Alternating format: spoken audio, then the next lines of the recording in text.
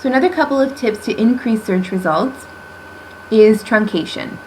And truncation is a neat little trick because it allows the database to search for variations of a word at the same time. And when we use truncation, we usually use an asterisk at the point where a word might change its meaning. So an example that I've used here is CANAD. So this is clearly the root of Canada. So when I use the asterisk where the A might go, I tell the database to search for Canada, Canadas, Canadians, or Canadian. So we're going to get all of the articles that use these words to describe Canada. And another tip to look out for is the wildcard. Databases only look for exactly what you tell it to. So, for example, if you tell it to search for woman, it might skip over articles that describe woman as women in the plural. So in this case, we use a question mark where the spelling might change to search both variations at the same time. So in the situation of woman, we would just put a question mark where the E or the A might go. And this is going to tell the database to search for woman and women at the same time. Something else that's very important for me to point out is British versus American spellings. So we have the word organization in the American spelling and organization in the British spelling. Again, we could run into the same trap where if we just search for organization with a Z, it's going to neglect that spelling or that word that uses S instead of Z. So we're just covering ourselves to make sure we're not skipping out on any great items.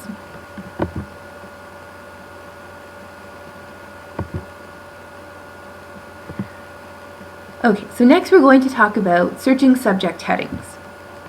So what is the point of searching subject headings? So why would we search subject headings instead of keywords only?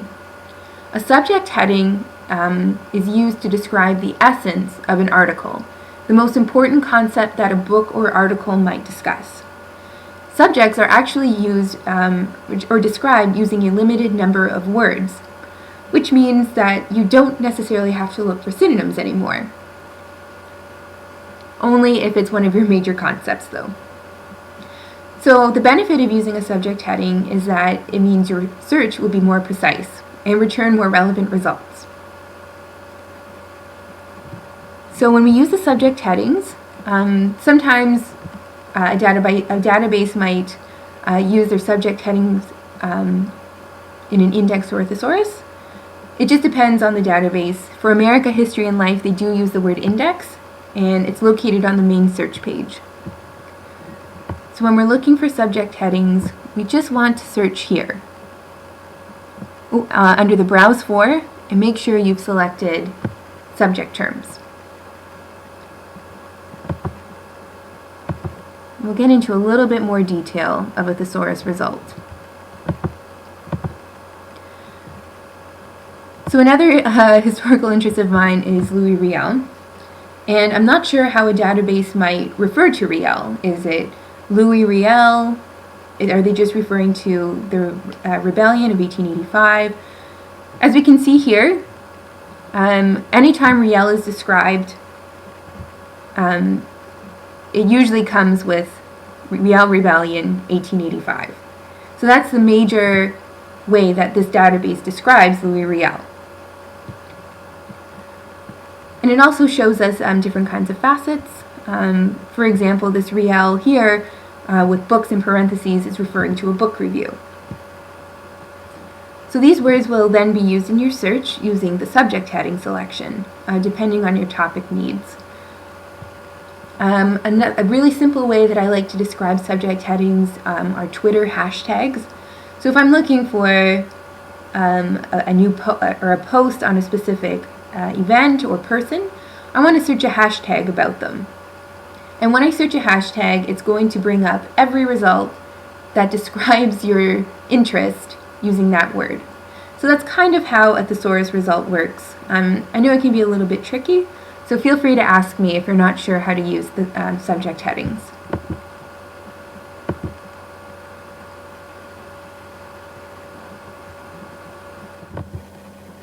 One of my favorite library resources is called RefWorks. And RefWorks is a tool that generates bibliographic entries for you. And I know the worst thing when you're done a paper is to write out a long, drawn-out bibliography that takes forever. The great thing about RefWorks is that you basically enter the specifics of your resource according to the form, and it will create a bibliography in the correct style.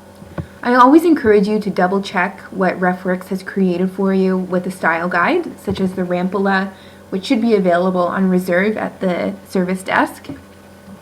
But this is exactly what it would look like. This is one that I had saved in my account. You do need to create an account, but we can help you set all of that up. It's pretty straightforward. So what I've done is I've just entered the title of the article, the journal where I got it from, publication year, volume, issue, start page. And it's not in the screenshot, but there's a button to press that just says create bibliography, and a little window will pop up with everything done for you. And I know we use Chicago for history, but there's also a little function to create your footnotes or your endnotes, depending on how you prefer to use Chicago. We do have a really great research guide on how to use RefWorks and get signed up, and the URL is here, biblio.laurentian.ca/research/guides/RefWorks. And that will help get you started, but if you are stuck, please feel free to email me or come see me in my office, and we can set that up for you.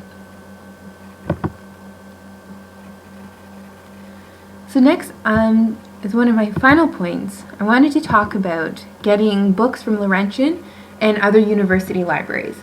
I know one of the challenges of being here in Barrie is kind of the lack of print materials available to us at the library here, which I'm trying to fix. I really am.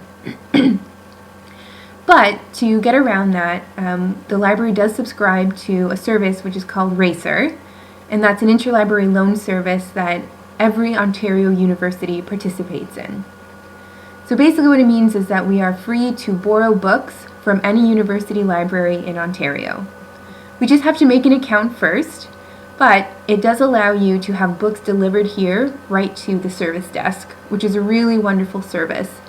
And we can also get journal articles emailed directly to you if it's not located within our databases. Again, we have a really handy guide to help you navigate RACER, the URL which is here. And one important note about using RACER is that, as wonderful as it is, please keep in mind that there is a turnaround time from when you order your item to when it actually gets delivered. So depending on how busy library staff is with interlibrary loan, it can take from a minimum of 7 to as long as 2 weeks. So if you do find a book that you would like to have, please don't leave it till the last minute. You probably won't get it in time.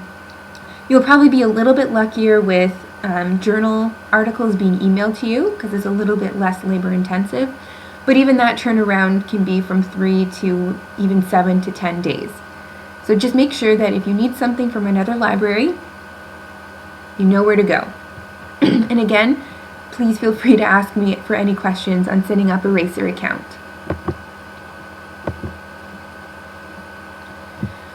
So my final big point for your research is citation mining. And citation mining is great when you found a wonderful article that has been a great use to your research. If you're still looking for more sources, why not browse your helpful sources bibliography? If it helped them write the paper that helped you, chances are it's going to be helpful for you as well. So we do have a service that can locate that article that you might like from the bibliography and searches it through our databases. And this service is called Article Finder, which is located under the databases page on the main library website. So it looks pretty much exactly like this.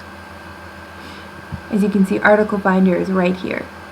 Now, please keep in mind that Article Finder is not a search tool, so it's not a database per se. What you would do is you would enter the article title here, the journal title, and any other pertinent information that you have, and it's going to search your entire collection for that item. So instead of going through every database, hunting for an article, we can search the entire collection. And if it happens to be that we don't have it in our databases, well, that's when we would request the article through RACER. So you can see we've come full circle with these great resources for you to use.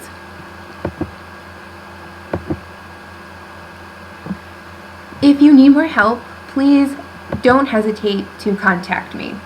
This is an approximate representation of what I look like. You can email me 24/7. I always respond within 24 hours, usually less, but cut me some slack on the weekend. I don't check it as compulsively as I do during the week.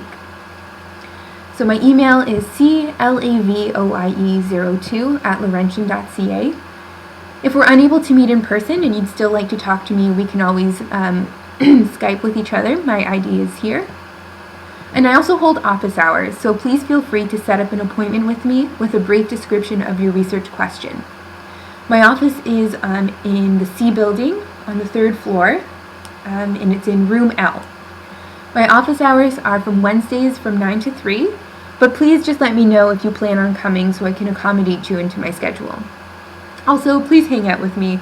It's really my favorite part of the job is to help you find the items that you need to write a really good paper.